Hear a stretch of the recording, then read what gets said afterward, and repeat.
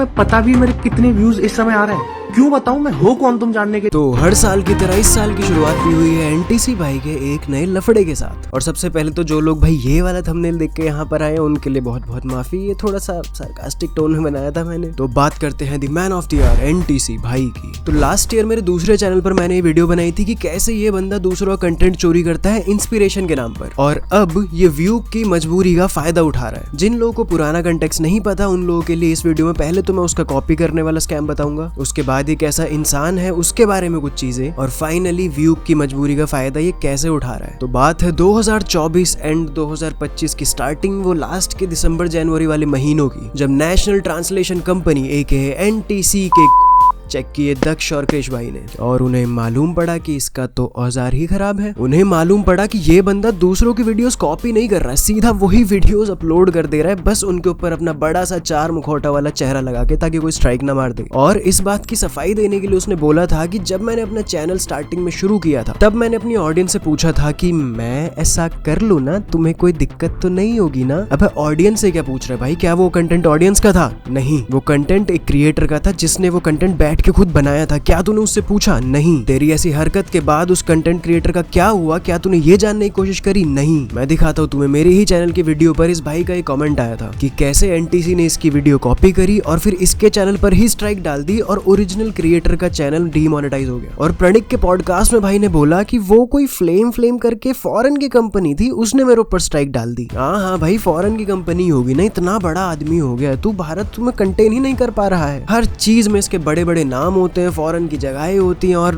पता नहीं क्या होता है, देश का तो कुछ नहीं मिलता। खैर, ये तो हुआ इसका पुराना किस्सा, और अब मैं बताता हूँ इसके बारे में कुछ बातें कि कैसे ये मैनिपुलेट करता है अपनी ऑडियंस को। देखो, मेरे पापा बोलते हैं कि जो चीज बिना मेहनत करे इंसान को मिल जाती है ना, उसे उसकी कीमत नहीं पता चलती। तो एनटीसी को भी ऑडियंस का सारा प्यार सपोर्ट सब बिना मेहनत का ही तो मिला है। अरे एक वीडियो उठा के अपलोड करने में कितनी मेहनत लगती है, और इसीलिए उसे तुम्हारे इस प्यार मोहब्बत की कीमत मालूम नहीं है, और इसी बात का वो फायदा उठाता है तुम्हें मैनिपुलेट करने में। देखो, मैं इसकी वीडियोस बहुत ज्यादा तो देखता नहीं हूँ, मुझे ये आदमी अपनी फीड पे चाहिए ही नहीं। इनफैक्ट 2-3 बार तो वो नॉट इंटरेस्टेड वाला जो ऑप्शन होता है वो भी लगा दिया मैंने इसके ऊपर। बस जब थोड़े सबूत इकट्ठा करने होते हैं लफड़े के टाइम पर, तब खोल के देखता हूँ मैं इसका चैनल। अब देखो, जो है सो है, मुझे बातें घुमानी नहीं आती, मैं सीधा बोलता हूँ। तो जहां तक मैं समझ पा रहा हूँ, ये बंदा अपनी वीडियोस में पूरा टाइम रोता रहता होगा कि भाई मैं तो बहुत ज्यादा मेहनत करता हूँ, भाई इतनी ज्यादा मेहनत कर डालता हूँ मैं तो, रिसर्च करने में क्या बता दूं, फिर एडिटिंग करनी होती है, साथ में मेरी जॉब भी इतना हेक्टिक हो जाता है, ये फलाना ढिमकाना जो भी होगा। मैंने ये सब कुछ करते हुए उसे देखा नहीं है उसकी किसी वीडियो में, क्योंकि जैसा बताया मैं नहीं देखता हूँ उसकी वीडियोस। बट मैं ऐसा क्यों कह रहा हूँ तो उसके लिए तुम ये कमेंट देखो कि आपको एनटीसी भाई के बारे में अब क्या लगता है। एनटीसी भाई अब इतनी मेहनत कर रहे हैं, इतनी वीडियोस डाल रहे हैं, पूरा कंटेंट पलट दिया उन्होंने, और अब तो वो साथ में जॉब भी कर रहे हैं। क्या है भाई ये सब? मेरी वैलिडेशन क्यों चाहिए कि मैं क्या सोचता हूँ उसके बारे में? खैर, इस कमेंट के अब 2 मतलब निकल सकते हैं। पहला तो ये कि इसने अपनी ऑडियंस के सामने रोना मचा रखा होगा कि भाई मुझे इतनी मेहनत लगती है, ये है वो है। और या तो दूसरा कि ये खुद ही एनटीसी है अपनी किसी फेक आईडी से। और इन 2 में से एक भी बात अगर सच है तो फिर तो लानत है भाई तेरे पे एज अ ह्यूमन बीइंग। और ऐसे कमेंट मेरे पास 2-3 बार आए हैं, 3 बार आए हैं शायद जितने मैंने पढ़े हैं। तो भाई मैं तुम्हें बता दूं कि this struggle is part of the journey. तुम खाली जॉब करके भी तो कुछ रह सकते थे ना, किसने बोला तुम्हें साथ में यूट्यूब करने के लिए? तो जो रास्ता तुमने खुद चुना है तुम उसी पर चलने के लिए कंप्लेंट नहीं कर सकते। मैं अपनी बताने पे आ गया ना, तचरी फट के 3000 हो जाएगी। सुबह 5:30 बजे उठता हूँ, लोहा उठाता हूँ, वापस आता हूँ, यूट्यूब का काम करता हूँ, 9:30-10 बजे के करीब ऑफिस लॉग इन करता हूँ, शाम को 5-6 बजे वो खत्म करता हूँ, उसके बाद आधे घंटे के दोस्तों के साथ गेड़ी मारने के बाद फिर यूट्यूब का काम करता हूँ, खाना खाने के बाद थोड़ा सा गेम खेल के फिर यूट्यूब का काम करता हूँ, रात के 1 बजे जाके सोता हूँ, सुबह 5:30 बजे फिर उठ जाता हूँ, और संडे के दिन अपनी नींद पूरी करता हूँ। और जिस दिन ऑफिस जाना पड़े उस दिन 2.5 घंटे का ट्रैवल 1 साइडेड अलग से ऐड कर लो। और मैंने अभी तक करीब 600 वीडियोस बनाई हैं, एंड ये बात मैंने आज तक एक भी वीडियो में नहीं बोली है, क्योंकि मैं नहीं लेना चाहता सिंपैथी सब्सक्राइबर्स, और वो मुझे नहीं चाहिए। मुझे वो बंदे चाहिए जिन्हें पता है मेरी स्ट्रगल का, और उसके बाद भी कह रहे कि भाई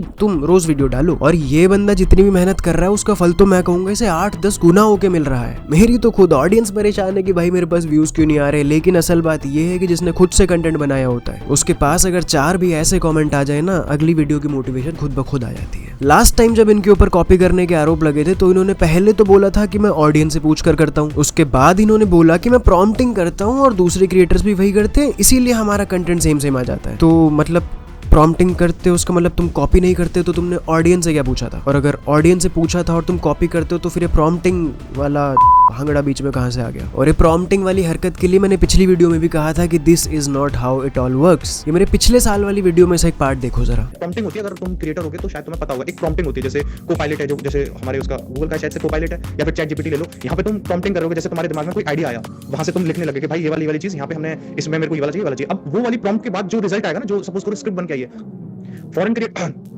फॉरेन क्रिएटर्स क्या करते हैं, वो भी सेम स्क्रिप्ट बना के वो भी सेम स्क्रिप्ट डाल देते हैं, जो उनकी प्रॉम्प्ट करके, जो उनकी रिसर्च करके आई होती है, मैं भी सेम प्रॉम्प्ट करके डाल देता हूं। इन्होंने जीपीटी पे प्रॉम्प्टिंग की बात करी है। भाई मैं खुद भी डेवलपर हूं, I know how everything works. हाँ भाई, इतना बड़ा आदमी नहीं हूं कि जीपीटी ही बना के रख दूंगा, बट स्टिल आइडिया है मुझे चीजों का। तो उसके लिए ये रहा प्रॉम्प्ट और ये रही स्क्रिप्ट, और चीजों को और भी ज्यादा रियलिस्टिक बनाने के लिए मैक और आईपी एड्रेस दोनों ही चेंज कर दिए गए। तो जैसा कि मैंने पिछली बार भी बोला था कि इसने स्क्रिप्ट उठा ली चैट जीपीटी से, वीडियो उठा ली किसी और क्रिएटर की, तो ऐसे आदमी को हम क्रिएटर या मैन्युफैक्चरर नहीं, दलाल बोलते हैं। अब आते हैं इसके करंट लफड़े पर कि इसने व्यूग की मजबूरी का फायदा कैसे उठाया है। तो व्यूग भाई को तुम सब जानते हैं, और ये भी कि उन्होंने लुकिज्म कितना भर भर के कवर कर रखा था। भाई हर हफ्ते लुकिज्म के कई वीडियोस अपलोड करते थे, और उन हर वीडियो पे 4, 5, 6 लाख व्यूज तक आ जाते थे, और उन वीडियोस में मांगा एक्सप्लेनेशन और स्पॉयलर्स होते थे, और इसीलिए पीटीजे की उन वीडियोस पर नजर पड़ी और उसने उनके चैनल पे 2 स्ट्राइक मार दी। और जिन्हें नहीं पता उन्हें मैं बता दूं कि अगर तुम्हारे चैनल पे 3 स्ट्राइक्स आ जाएं तो तुम्हारा चैनल डिलीट कर दिया जाता है। और सिर्फ इतना ही नहीं, तुम्हारी उस जीमेल अकाउंट से लिंक्ड जितने भी चैनल होते हैं वो सारे उड़ा देता है यूट्यूब। और यूट्यूब खुद अपने हाथ खड़े कर लेता है कि भाई मुझे नहीं पता ये क्या है, तुम जाओ कोर्ट में जाओ, लड़ो भिड़ो, जो भी लफड़ा है बता देना मेरे को आके, मैं वैसा कर दूंगा सॉल्व बाद में। एंड सेम यही बात व्यूग ने अपनी वीडियो में भी कही है। उसने बहुत प्यार से बोला है अपनी ऑडियंस को कि भाई पीटीजे के चैनल्स पे जा जाके थोड़ा सा मेरे बारे में लिख दो, और मैं ट्विटर पे ट्वीट मारूंगा, उसको भी रीट्वीट करके थोड़ा अच्छा सा लिख देना। और हम लोगों को लड़ाई नहीं करनी है ऐसे मास कमेंटिंग वगैरह कर करके,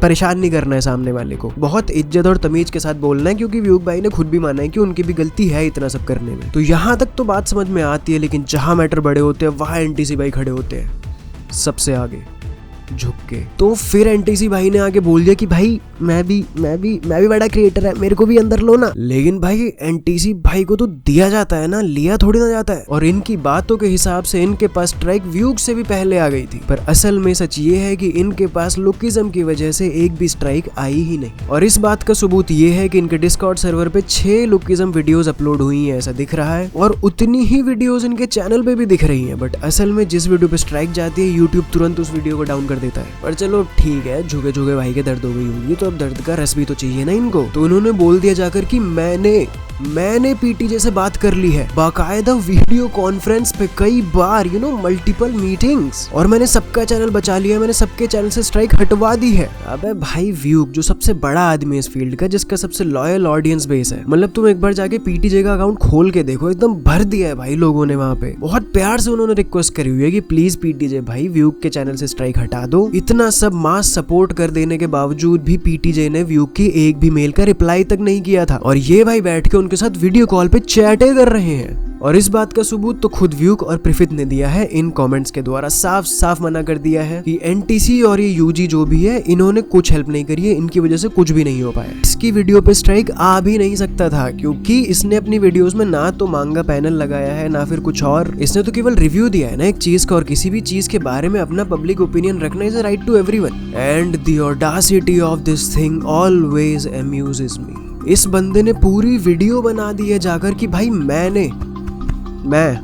बचाया है सबके चैनल्स को। और एक और चीज की भाई की वीडियोस में ना कभी भी छोटे मोटे नाम नहीं होते। मैंने व्यूग भाई से बात कर ली, मैंने स्काई से बात कर ली, मैंने खुद यूट्यूब से बात कर ली। शाहरुख खान है ना ये, कि एक मैसेज करा नहीं कि सब लोग इसके पीछे खड़े हुए हैं लाइन से। वैसे खड़े भी हो सकते हैं क्योंकि ये तो झुका हुआ होता है ना। और अब उस फेक अकाउंट से इसने खुद ने या फिर इसके जो भी फैंस थे जिन्होंने मुझसे पूछा था कि मेरे क्या व्यूज है उस पर, तो मेरे व्यूज अभी भी सेम ही है। पहले इस बंदे ने कंटेंट कॉपी किया था, तब इसको लोगों ने ककाशी का नाम दिया था, जो कि मुझे पसंद नहीं आया था क्योंकि ककाशी मेरा बहुत फेवरेट कैरेक्टर है। और अब इसने ऑडियंस को ऐसा मैनिपुलेट करा है तो लोग इसको आइजन बोल रहे हैं, तो वो भी मुझे कुछ खास पसंद नहीं आ रहा है, क्योंकि आइजन भी मेरा फेवरेट कैरेक्टर है। मतलब मेरे चैनल का नाम वाइजन, वो आया ही आइजन से है। तो ये जैसा पहले था निखट नितांत, वैसा ही ये अभी भी है। ये एक लिमिट तक हम लोगों को पागल तो बना देगा, लेकिन इसका एलओटीएम का फुल सीक्वेंस थोड़ी ना चल रहा है, कभी पकड़ में ही नहीं आएगा। और इसने कॉपी करना पूरे तरीके से तो खैर अभी भी नहीं बंद किया था। तुम व्यूग के थंबनेल्स देखो और इसके थंबनेल्स देखो, समवॉट सिमिलर से ही है, बट चलो ठीक है, एक बार को इस चीज को हमने बोल दिया कि भाई इंस्पायर्ड है ये उससे। एनिमे कम्युनिटी ने पिछली बार ही इसको एक सेकंड चांस दिया था और अब इसने वो भी पूरे तरीके से गवा दिया है। क्योंकि जाकर तुम जरा एक बार इसकी लेटेस्ट वीडियो का कमेंट सेक्शन देखो, इतने बढ़िया बढ़िया शब्दों में तारीफ लिखी हुई है ना इसकी, मेरा तो पढ़ के बड़ा दिल खुश हो गया था। था। अब फाइनली सबको इसकी असलियत का पता चल चुका है। लास्ट टाइम भी इसने व्यूग को डिफेम करने की कोशिश करी थी, ये बोलकर कि भाई एक कोई क्रिएटर है जो कि बस मांगा स्पॉयलर्स अपलोड कर देता है हर वीडियो में और उसके पास 5-6 लाख व्यूज आ जाते हैं, और बाद में सफाई देकर बोल रहा था कि नहीं भाई मैं तो किसी फॉरेन क्रिएटर की बात कर रहा था। भाई हमें मालूम है किस क्रिएटर के 5-6 लाख व्यूज आ जाते हैं एक वीडियो पे। एंड इस बार भी उसने फिर से व्यूग की मजबूरी का फायदा उठाया। नहीं मतलब तुम एक बार एटीट्यूड देखो तुम इस इंसान का। मेरा इतना मन कर रहा है ना, इतना गुस्सा आ रहा है ना, अब नया चैप्टर को ना मैं कल एक्सप्लेनेशन डालता हूँ इसका, भाड़ में जाओ तुम्हारी ऐसी तैसी स्ट्राइक की।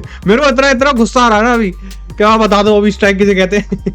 इस क्लिप के बाद क्या कोई कहेगा कि एक इंसान जिसने पूरी मेहनत से अपना चैनल बनाया हो वो ऐसी केयरफ्री हरकत करेगा? इसके 3 ही ऑप्शन बनते हैं। पहला कि इसके पास कोई स्ट्राइक ही नहीं आई थी, दूसरा कि इसने कोई मेहनत ही नहीं करी, और तीसरा ऑल ऑफ द अबव। इस वीडियो में व्यूग की आंखों में साफ साफ दिखाई दे रहा है कि भाई जेन्युइन बात कर रहा है बंदा, उसके पास टेंशन है, उसकी शक्ल पे दिख रहा है, लेकिन उसके बोलने चालने में सुकून सा भी दिख रहा है क्योंकि उसको मालूम है कि अगर वो दोबारा नया चैनल बना के डालेगा तो वो भी वैसे ही ग्रो करेगा। और व्यूग वगैरह तो छोड़ दो भाई, इसने एनिमे ऑडियंस स्वयं आप लोगों को भी नहीं बख्शा। इसने पहले बोला था कि इंडियन एनिमे ऑडियंस ही बेकार है, उनको केवल लो एफर्ट वाली चीजें ही पसंद आती हैं। तो इसीलिए तो तेरी वीडियोस चल गई ना। और यहाँ बाकी छोड़ो, मुझे ही ले लो, इतना सब ताम झाम कर करा के एक वीडियो बनाता हूँ और फिर भी 1000 व्यूज कहीं भूले भटके आते हैं, लेकिन कोई नहीं, जो आते कम से कम इज्जत के तो आते हैं। और इस बार उसने अपनी ही वीडियो में बोल दिया कि अरे तुम लोग हो कौन, होते कौन हो तुम लोग मेरे बारे में कुछ भी जानने वाले, मैं क्यों बताऊं तुम्हें मेरे पास कितने व्यूज आ रहे हैं, तुम्हें पता है मैं कितना ऊपर जा चुका हूँ आजकल, मेरे पास कितने व्यूज आते हैं, ये वो, और पता नहीं क्या बादशाह टाइप फीलिंग लेके बोल रहा था ये कुछ भी। तुम्हें पता भी मेरे कितने व्यूज इस समय आ रहे हैं,